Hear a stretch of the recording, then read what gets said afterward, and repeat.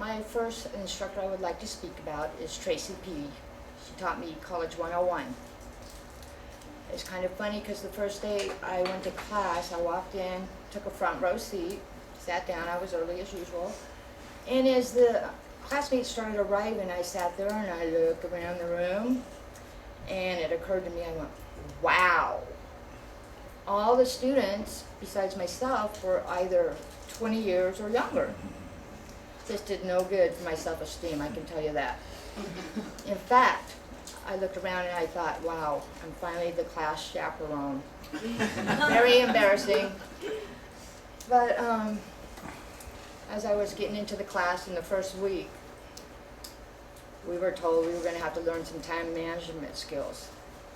And I'm going to give you a little bit of history about me. Thank you. When I was growing up, I made some bad choices, and I got into drugs at a very early age. And unfortunately, I had no time management skills that mattered. It was all Kelley's time, and Kelley's time did not amount to anything good. What I can tell you is, by the skin of my teeth, I managed to graduate, but if you were to ask me today, right now in this room, what did I learn in high school? I could not tell you because I don't have a clue. So, about 2 weeks into the College 101 course, Tracy had us take a quiz. There was 10 questions. I scored 2 out of 10. And I have no time management skills, like I said. So we talked a little bit, and she said, you need to sit down and decide how you're using your time. And at that point, I knew I was not using my time wisely. I couldn't even account for my time. And this is not being clean and sober, mind you. So she began speaking with me, and we began doing projects and tests on the internet about time management. She says, where does your time go? And you know, I'm embarrassed to say, but I will tell you, I have an addiction to a cell phone today. Anytime it rings, I will stop what I'm doing. I don't care who it is. If I want to talk to them or not, I will stop what I'm doing and answer that phone.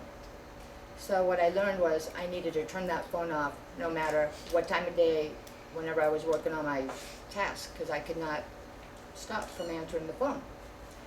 And I also realized that I'm a procrastinator. I wait to the last minute. I cause myself a lot of unnecessary stress. But I will tell you, I still do this today. And I don't know if I'm ever going to get past this. But as I was going through the class, Tracy gave me some tools. You know, she said, sit down and prioritize your important tasks. Just put the important things first and work your way down. You don't have to do them all. Just be able to do a couple a day. Pat yourself on the back. And she said, you know, at the end of the week, no matter whether it's 1 or 2, treat yourself. Just go have some fun. I said, well, okay, my fun would be going to have a pedicure or taking a trip to the mall, which I don't need to do, but I love doing. But through this process, I have learned that I am a very much procrastinator, and I don't know if I'm ever going to be able to change that. I work on it very hard, but as of today, I'm still doing it. Now, the next instructor I would like to speak about is Sally Gove. This is how I felt and how I looked when I first entered the class. I had a headache because I was very fearful about how to write and what I was going to write. I learned that to write, you must begin with a positive attitude.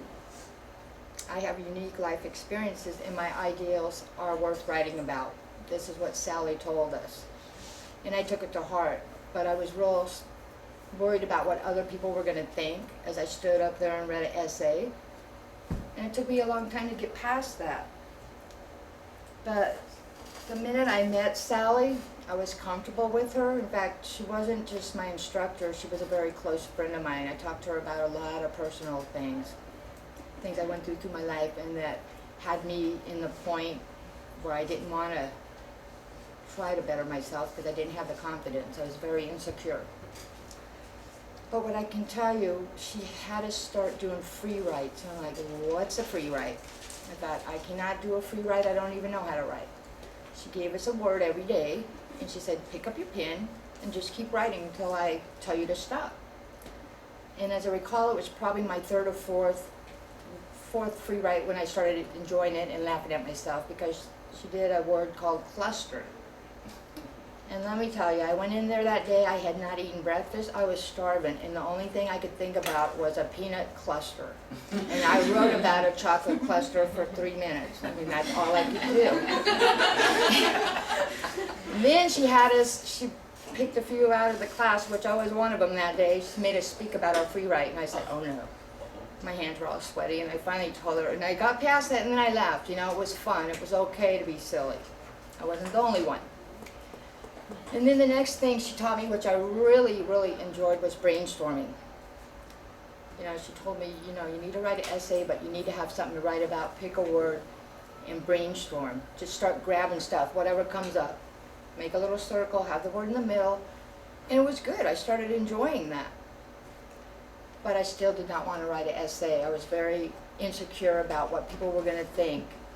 But she had told me, you have important life experiences that are worth writing about.